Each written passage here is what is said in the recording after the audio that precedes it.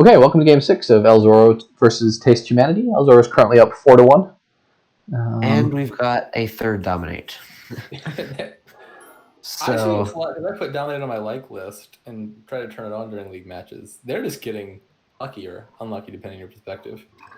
Yeah, I would not be surprised to see Dominate on somebody's dislike list after this match. They're not really using it that much, which is a shame.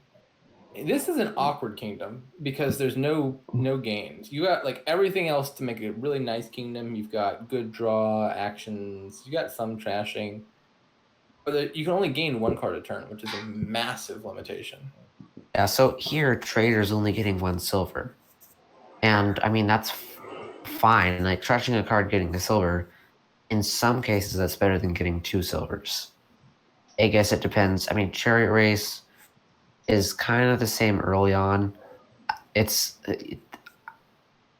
it's fine, but I like the Trader here because buys are so limited.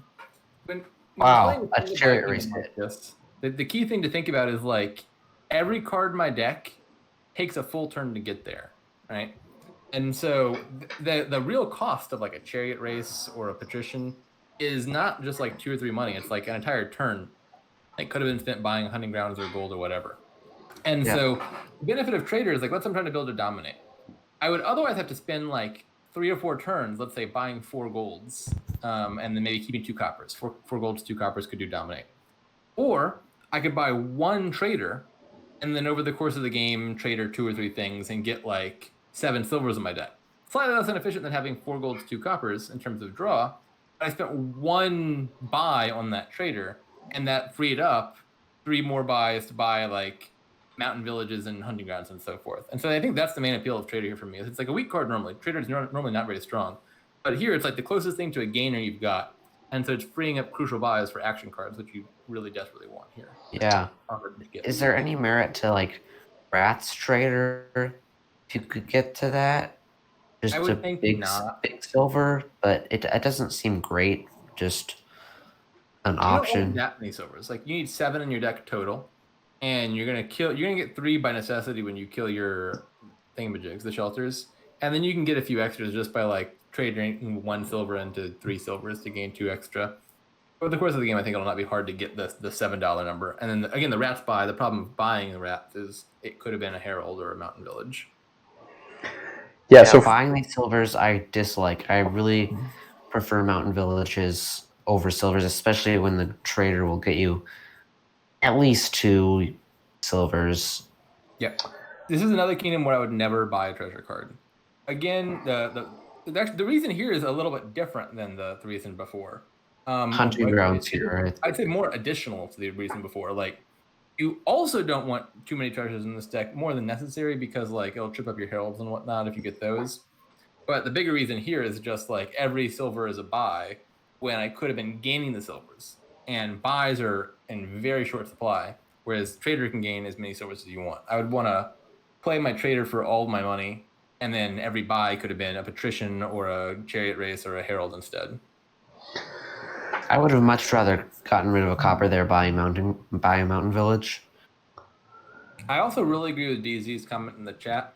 This is a very bad kingdom for Highway. I think Highway is probably just worse than Herald or Chariot Race or whatever. Highway is often a very strong card. But the thing that makes it a very strong card is plus buy or gains. Like if you have plus buy around, like a workers' village or a market square or just a market, then playing like 8 highways means you can buy 8 provinces in 1 turn for 0 money, and that's often like the thing to do. But highways get so much worse in a kingdom with no plus buy, because it's functionally no different than like a poacher or a peddler, where it's just giving you like functionally 1 extra coin by reducing the cost of everything by 1. And it's actually worse than poacher and peddler here because it doesn't reduce the cost of dominate, and that's the key thing that price matters for here. Mm-hmm. I'm a little skeptical that one can. I'll pause that thought to question the province buy. I will second the questioning of the province buy. I'm a little skeptical that the deck with the heralds and the chariot races and mountain villages and hunting grounds is reliably going to be able to hit dominate in a reasonable amount of time. Yeah. Hunting grounds money is pretty fast to get through provinces. I Now, believe in the dominate deck. I think you can do it. Yeah, I mean, got Herald, Mountain Village, like hunting grounds. I mean, potentially Prince. I do think it is possible. so then I'll echo based on what I just said the point you made earlier, which is that in that deck, because just hunting grounds, big money, you only buy silvers, golds, and hunting ground. 2 hunting grounds, provinces decently fast. You have to heavily prioritize the action-based deck on buying the actions that help your deck do more things. So the second highway doesn't help your deck do much more here. The second, heralds help your deck do more things. Cards that mountain villages can find your pieces, so you can draw up. And you want to be buying a ton of those cards and chaining them all together in the same turn. But you don't have that many buys. You can't buy 10 heralds because that's 10 turns, and the money deck is going to be really far ahead of you at that point. Here's, I think, an example deck composition. So let's say I've traded away my my shelters. So I've got 3 silvers now, and I traded another silver, and I got 5 silvers, and then I kill off a few of my coppers. So I've got like 5 silvers and 4 coppers. That's enough to dominate. That means the number of stop cards on my deck is 5 silvers, 4 coppers, a trader. So like theoretically like 10 or so, and that's enough that like 2 mountain villages and 2 hunting grounds could theoretically draw my whole deck. And you start adding like provinces, and you'll have to add in like a hunting grounds or mountain village more and so forth to draw. But that's not like that tall of an order.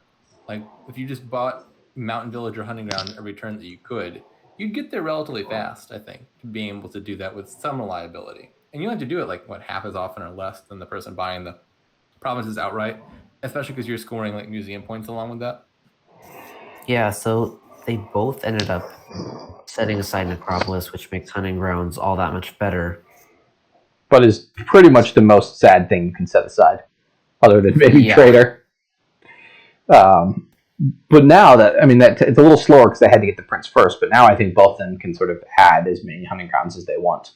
And in theory, ElZorro here should be able to hit dominate this turn with hunting grounds in hand. I'm not sure if Prince is better than hunting grounds, but I think it's all right. It seems tough to line up with a good action a little bit, although Mountain Village can help with that. There's the dominate. Yeah, that's a case where if they'd done deck tracking, they could have saved themselves and they could have also gotten a victory point if they played the chariot race. Yep. But if they didn't play the highway, they could have said, "Oh, I know I have a hunting grounds on top. I'm going to dominate now and end turn." Why would you ever play the hunting grounds or the chariot race? Like you don't even track your deck. It's just like there's a risk this thing scores me points, and there's no risk the other one does. Yeah, so ElZorro's position I like now that you have 3 hunting grounds and you start out each of your turns with 3 actions. That, I mean, seems like a pretty good recipe for dominating at least. Whoa. Okay, I am not a fan of that. Goodbye. I think you should be able to dominate here again. Yeah, I'm not. Trashing the hunting grounds is a thing you probably only want to do here on the very last turn of the game. Maybe. I'm not having this play order. This works out fine. So they have exactly 14. Well, I guess they have 14 if they trash a copper, but they did get a chariot race hit, so I guess you just probably would want to hold on to it. I think what I would have tried to do there is I want to turn a silver into 2 silvers. So I want to play a highway first, play a highway in a mountain village, then trash 1 silver, and I would gain 2 silvers off of it. And I'm at 16, which in the short term may be worse, but means I can continue trashing coppers in the following turns. That might be something worth thinking about. Yeah, I think that could be pretty good. It's also possible that we're far enough down in the game that it's not going to matter either way. Yeah, they should just be able to dominate every turn. At least looks like it. Yeah, we're also seeing here that the highway is doing very little for their deck at this point. I don't know what that stop was, but They had run out of actions there. They dead drew those last 3 actions. I missed that. And TasteHumanity, I think, here just has to take that last province and hope. Yeah, definitely. I mean, they do have a slight chance, and now they don't. Well, ElZorro can only duchy, so unfortunately, ElZorro has all of those hunting grounds in their deck. Yeah, so it's pretty much guaranteed. ElZorro, I think, has ended up with roughly what this deck composition should look like, which is some silvers, some coppers, some mountain villages, and some hunting grounds. I think they started dominating turn 14, if I recall. I think they probably could have been doing that a turn or two sooner if their opening buys had been better. I think what we saw was a classic mistake on 5-2 openings, which is there's like, I've got the 5-2. Yay, I need to use my bonus $5 buy on the one $5 card in the kingdom. When I don't think highway is actually good here at all. I think I would have just opened Trader Patrician. And then they started buying silvers individually in the following turns. When again, they could have just been using those, the Trader, had they bought it, to get the silvers. And then that would have sped the deck up a little bit. But they ended up, I think, mostly doing the right stuff here in terms of what their deck ended up looking like. Okay. Yeah. And I think notably, TasteHumanity had all 8 more silvers and an extra gold, but that didn't help them get to the dominate points there at all. Because to do that, you need draw, you need reliability, and you need hunting grounds there to increase your hand size. Yep. All right. Good games. Yeah. Thank you, Janelles and Minion Pawn, for joining us. If you've got any final thoughts, let me know. Pretty fun match to commentate. Yeah, I think both players played well for I Division, and I think that there's some things we pointed out, mistakes they make. We all make those kind of mistakes, and whenever anybody commentates my match, I make the same kind of I make a different set of mistakes, but I'm making them too. So hopefully they get some educational value out of this and can improve their play. They seem to have a lot of the key concepts down, so I suspect they'll just be getting better in the near future. Yeah. All right, thank you all. Have a good night.